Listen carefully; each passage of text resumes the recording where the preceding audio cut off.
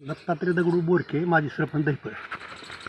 हे क्षेत्र रस्ता जे तुमच्या शेताकडे जाणार आहे हो, किती वर्षापासून रखडलेला पुढचा होता? रस्ता हे म्हणजे जवळजवळ 60-70 वर्ष माझ्या आयुष्यात, म्हणजे आता वय माझं 78, तेव्हा पण कळतं तर फाफा शेत रस्ता आहे पहिलाच. तुम्ही सरपंच स्वतःने मंजुरी मिळाली होती वाटतं त्या की त्याला? टायमाला मंजूर झाला, पण त्या टायमाला काय आडवाडीमुळे कॅन्सल झाला. त्या टायमाला अर्धा झाला, पुन्हा काय बाकीचं कोणी काय केलं नाही, तहाच राहिला बाकीचा आपला. जायला रस्ताच नव्हता ना काही? जायला रस्ता म्हणजे काय, इथून गावातून निघाले चिखलातून जावं लागत होतं शेतापर्यंत, काहीच विषयच नव्हता काही. आणि पेरणीच्या टायमाला कसं नेत होता खत बियाणे? 1-2 महिने पेरणी उशीर आमची. हं. 1-2 महिने सगळ्याच पेरण्या उगून आल्यावर आमचं पेरायला राम जावं वाळून जावं आमचं पेरण्या चालू व्हायच्या, बाकीचं नव्हतं. आणि माल परत आणताना माल परत आता उन्हाळ्यात माल आणायचा, हा गात्र बी दोन्ही फंकटच आणायचा, असं म्हणजे परिस्थिती होती आमची ह्याची. हां, मग सध्याची हा रस्ता व्हायला आहे, हो. हां, त्याबद्दल काय आपलं मत आहे? हे रस्ता म्हणजे आमच्या हिकडल्या सगळ्या शेतकऱ्यासाठी एकदम मोठी सुखाची बातमी, एकदम सगळ्यात महत्त्वाचं म्हणजे सगळ्या शेतकऱ्यासाठी. आमचे 20-25 शेतकरी तिकडे सगळे ढवळे, बोरके, कदम ही ती वस्ती जी आहेत आमच्या, ह्या सगळ्यासाठी एकदम महत्त्वाचं हे रस्ता होणं म्हणजे. मध्ये जी घटना घडली त्याच्यामुळे रस्ता झाला ना? हो, त्याच्यामुळे म्हणायचं थोडक्यात ती बैल जी आपला फसला बागोतापाची गाडी फसली, त्याच्यामुळे जास्त हे झालं म्हणायचं.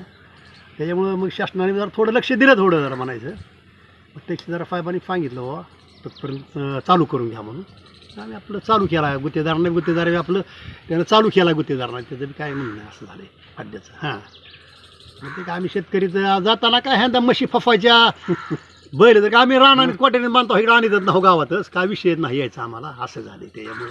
हां, बाकीचं काय रस्ता होणं फार गरजेचं होतं आमच्या सगळ्याच्याच ह्या शेतकऱ्याचे. मग आपण समाधानी आहात? हो, एकदम समाधानी आहात. आता पुढं थोडा राहिला आहे, पुढं काय आता चालू आहे, मोजणी चालू आहे. मोजणी झाली की शेवट 13पर्यंत जाणारच आहे, त्यामुळे काय विषयच नाही त्याच्यामुळे. आणि पूर्ण डबल रेषेचा नकाशा आहे, जुना रस्ता आहे का? जुना रस्ता आहे. पुरीपासूनचा शेलगाव पानंद रस्ता आहे, दहिपळ पानंद शेत रस्ता आहे. हे म्हणजे काय शेत रस्ता नाही, हे शेलगाव रस्ता आहे, गावाचा रस्ता आहे, शेलगाव रस्ता, गावाला जाणारा रस्ता आहे. हां, म्हणजे पुढच्या काळात हा रस्ता मोठा होऊ शकतो, डांबरीकरण होऊ शकतो. डांबरीकरण होऊ शकतो, शेलगावला जाण्यासाठी मोठा रस्ता होऊ शकतो. हे भागवत निवृत्ती कदम, राहणार दहिपळ, तालुका कळंब. काय झालं होतं त्या दिवशी? त्या दिवशी अशी अवस्था होती की ती सांगण्यासारखीच अवस्था नव्हती. की इथं माझा बैल कमीत कमी 2-2.5 फूट असा रावलेला होता चिखलात. ही पत्रकार पुन्हा साहेब लोकांनी ह्यांनी सगळ्यांनी इंटरेस्ट घेऊन आमचं पुण्य वाटून घेतलं. ही आम्ही त्यांचं सगळ्याचं आभारी आहोत. कारण आमची पिढीनं जात पडलेला रस्ता होता, ही सरकारी रस्ता आहे. सरकारी रस्त्यावर सुद्धा आम्हाला अडचणी आणत होती. त्यातून आम्ही कसं तरी साहेबाच्या सहकार्यानं, कायद्याच्या सहकार्यानं आम्ही ह्या रस्त्याची मंजुरी आणली आणि ही रस्ता ह्या पद्धतीनं चालू झाला. ही आमचं भाग्य उजळलं आहे आता सध्या.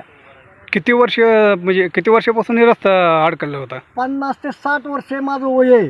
त्या काळापासूनचा रस्ता ही ह्याच पद्धतीचा होता, म्हणजे ते पहिल्या पद्धतीचा. आता व्यवस्थित करून दिला आहे, त्याबद्दल सगळ्याचं धन्यवाद.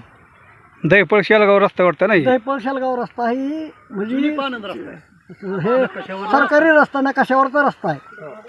त्याच्यामुळं शेत रस्ता नाही, गाव रस्ता आहे. शासनानं आमच्यावर दखल दिली, सगळ्यांनी सहकार्य केलं, ह्याबद्दल सगळ्याचं धन्यवाद.